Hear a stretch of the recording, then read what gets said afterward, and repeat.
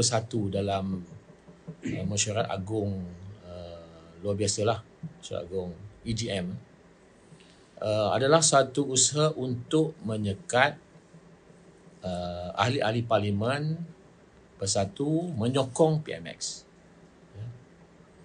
Tetapi bagi kami yang telah menyokong PMX, saya fikir ia tidak diliputi sebab itu tak adil. Ya. Dan pindaan ini hanya setakat ini diluluskan di peringkat parti. Parti kena submit permohonan ini kepada ROS. ROS akan meneliti sama ada ia memberi hak yang sebenar saja kepada yang semua terlibat. Ya, setiap pindaan dibuat, maka ROS bertanggungjawab untuk meneliti. Kalau penelitian itu dibuat, maka penelitian tak sesuai, maka ROS tidak akan luluskan. Kalau sesuai, ROS akan luluskan. Bila ROS akan luluskan, maka parti pula akan mengambil tindakan kepada ahli parlimen masing-masing. Apa yang parti boleh buat? Dalam apa yang disebutkan oleh Presiden dalam temu bual, akan meminta ahli-ahli parlimen bersatu yang telah pun memberikan sokongan kepada PMX untuk menyatakan sokongan mereka. Kalaulah sokongan itu kita kekalkan, maknanya dia kata terlucut. Dia panggil istilah dia? Terhenti keahliannya. Cease to be a member. Kalau mereka hantar surat menyatakan bahawa mintakan penyataan, pihak kami tidak akan buat apa-apa penyataan. Sebab kami dah sokong. Tak perlu kita buat penyataan lagi. Memang kita sokong. Dan semua tindakan yang kita buat sekarang adalah atas nama Kerajaan Madani bersama dengan Yang Berhormat Perdana Menteri. Maka terpulanglah kepada parti, apa tindakan dia nak buat. Tindakan nak buat apa dia? Pilihan yang pertama ialah dia boleh bawa ke mahkamah untuk mahkamah putuskan dari segi pentafsirannya. Bila dia bawa ke mahkamah, kami 6-6 ni akan mengambil lawyer untuk pertahankan pentafsiran itu tepat ataupun tidak. Masa bila berlaku. Apakah perkara itu tidak berlaku sebelum ini masih lagi termasuk dalam pindaan tersebut. Jadi ini akan dijelaskan oleh mahkamah. Apabila mahkamah telah jelaskan, kalau mereka masih lagi nak usahakan, dia boleh bawa ke speaker. Akhirnya, keabsahan, kelayakan, kedudukan ahli-ahli parlimen kena diputuskan di dalam parlimen. Ini bergantung pula kepada bagaimana ditafsirkan. Ya, jadi proses itu makan masa panjang. Mungkin makan masa 2-3 tahun. Ya, dia bukan perkara yang mudah sebab ini kepentingan hak yang sangat penting dalam negara.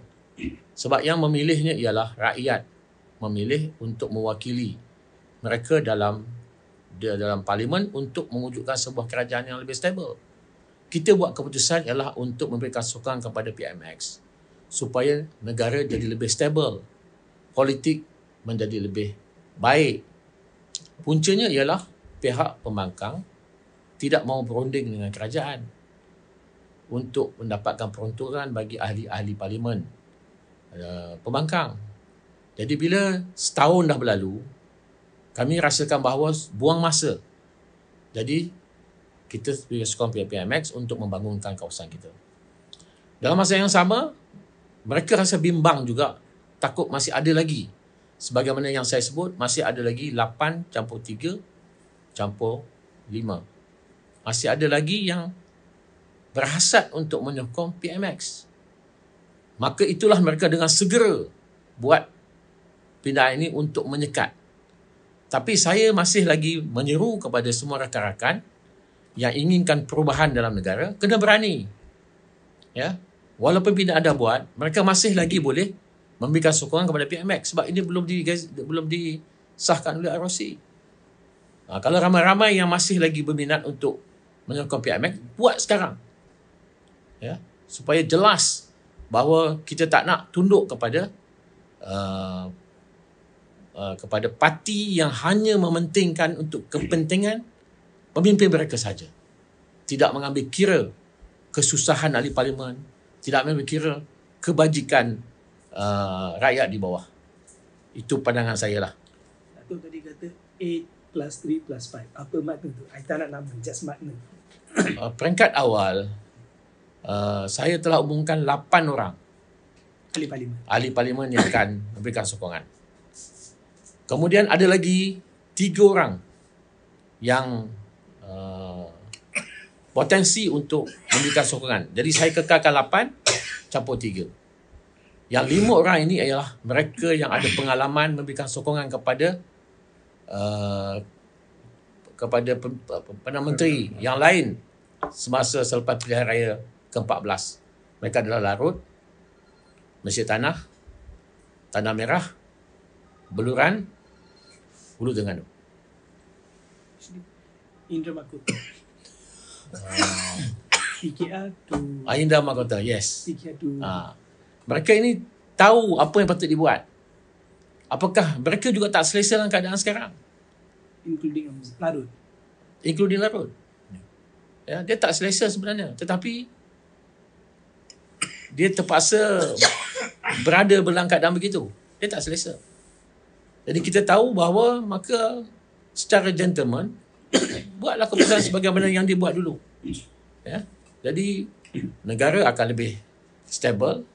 Tenaga-tenaga fikiran yang mereka ada, idea-idea boleh dicurahkan dalam kerajaan sebagaimana yang kami buat sekarang ni. Jadi itulah pandangan saya kepada pindaan perlembagaan parti yang sebenarnya tidak memberikan kebaikan kepada sebuah orang.